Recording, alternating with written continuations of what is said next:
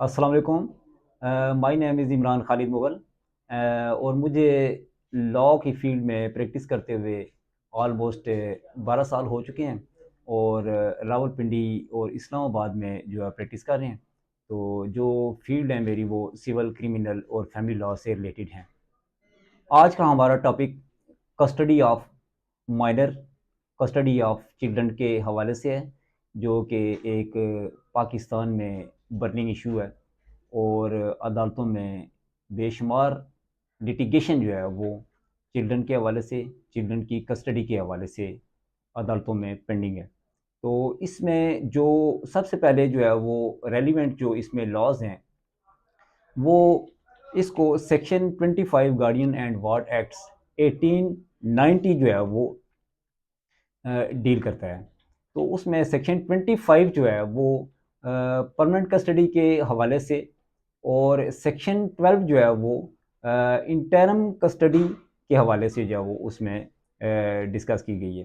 तो ये है कि इंटरम कस्टडी के हवाले से इनिशियल लेवल पे हम बच्चे की कस्टडी हासिल की जा सकती है और उसमें जो है वो कोई अपील वगैरह जो है वो लाई नहीं करती है। और इसमें कस्टडी की खैर एक बेसिकली एक ऐसा इशू है कि इसमें जो है वो अकॉर्डिंग टू द फिक जो सेक्ट है वो हम जो है वो इसको डील करते हैं। फॉर एग्जांपल ये है कि अगर हनफी लॉ से रिलेटेड अगर कोई क्लेम करता है तो उसमें यह है कि जो बेटा जो है वो 7 साल तक और बेटी जो है वो 16 ईयर्स तक, यानी वालदा के जो है उसको कस्टडी दी जाती है। और सिमिलरली शिया लॉ में जो है वो 2 साल तक बेटा जो है और 7 साल तक जो है वो बेटी जो है वो वालदा को हैंड ओवर की जाती है। तो अब इसमें जो है वो दूसरी जो चीज़ है, जो अमूमी तौर पे ये होता है कि किस कोर्ट में जाना है, कहाँ जाना है, ये इश्यूज़ होते हैं। तो उसमें ये हमारे जो चूँकि हम मुस्लिम फैमिली पर्सनल लॉज़ के अंडर ही हम वर्क करते हैं, तो उसमें जो बाइख्तियार जो गार्डियन जज है, फैमिली जज, वो जुरिस्डिक्शन उसको हासिल होती है। और जहाँ पर वालदा रिज़ाइड कर रही हो, वालदा जहाँ पर रहती है और जहाँ पर बच्चे रहाइश पजीर हों, नाबालगान जो हैं, नाबालगान जो है वो 18 ईयर्स तक नाबालगान होते हैं। और जहाँ से बच्चे को कस्टडी से जो है वो हज़ानत से छीना गया हो, तो वो अदालतें, उस एरिया की अदालतें जो हैं वो उनको जुरिस्डिक्शन जो है वो हासिल हो जाती है। तो इसमें सेक्शन 100 जो है CRPC, उसके तहत भी नाबालगान की बरामदगी के लिए वारंट वगैरह भी जारी किए जा सकते हैं। रिट ऑफ हिबस कॉर्पस 491 जो है उसके तहत भी जो रिट भी की जा सकती है। इलीगल जो है वो अगर किसी के पास बच्चे की कस्टडी है तो वहाँ से बच्चे की बरामदगी वगैरह भी हासिल की जा सकती है।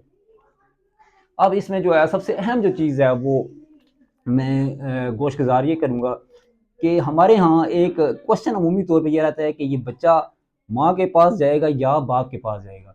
तो उसमें ये सबसे जो एक जो एपेक्स कोर्ट की जो ऑब्जर्वेशन है वो ये है कि prime consideration while giving the custody of child, वो अदालत की ये होती है कि जनाब बच्चे की welfare of the child, welfare of the child ही होती है, वो प्राइम कंसिडरेशन होती है कि बच्चे की जो है मफाद वो माँ के पास ज़्यादा बेहतर है या बाप के पास ज़्यादा बेहतर है। यानी वो अदालत जो है वो फादर की फाइनेंशियल कंडीशन, फादर की मेंटल कंडीशन, फादर की लव एंड अफेक्शन और ये सारी चीज़ें ऑब्जर्व करने के बाद वो सारी चीज़ें फिर उसके बाद वो डिसाइड करती है कि माँ के पास जाएगा या बच्चा बाप के पास जाएगा। मज़ीद कानूनी रहनुमाई के लिए आप wukla.com के ऑनलाइन पोर्टल के ऊपर मौजूद जो हमारे लॉयर्स हैं और आप उनके साथ भी रब्ता कर सकते हैं और आप मेरे साथ भी कांटेक्ट करके फैमिली लॉज़ और सिविल लॉज़ के हवाले से कोई भी इश्यूज़ होते हैं तो आप विद कॉन्फिडेंस रब्ता कर सकते हैं। बहुत शुक्रिया, थैंक यू।